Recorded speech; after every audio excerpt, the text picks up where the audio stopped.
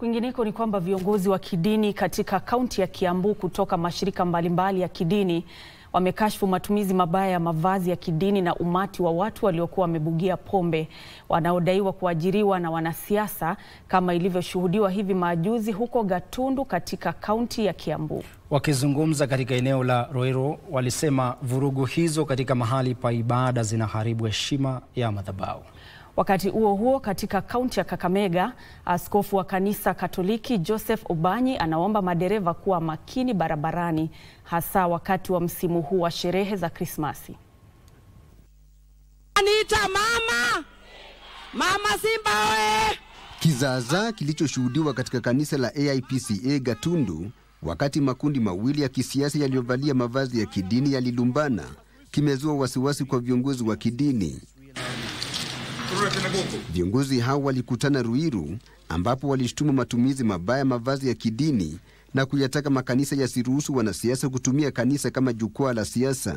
Kila mtu awe kwa michezo ya kuigiza, awe katika serikali, awe katika siasa ama mchungaji, mavazi ya kanisa iheshimiwe katika njia yote ambayo inafaa. Na kama wewe haujawekwa wakfu kutumia mavazi ya kanisa, tafadhali unajiletea laana kutoka kwa Mungu. Hii mavazi inauzwa kwa duka. Kuna watu wanaweza nunua wakuja wavalishwe.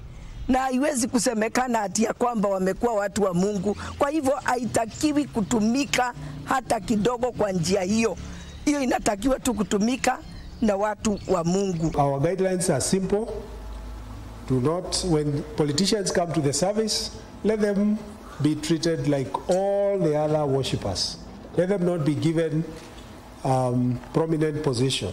Wakati huo huo, viongozi wa kidini walipinga rasimu ya sheria ya mashirika ya kidini ya mwaka 2024. The proposers and drafters of this registration that it is invalid, it is unconstitutional, and it shall not see the light of the day because we shall contest it. Kwingineko katika kaunti ya Kakamega, askofu wa kanisa Katoliki Joseph Obanyi amewaomba madereva kuwa makini barabarani wakati wa msimu huu wa sherehe za Krismasi.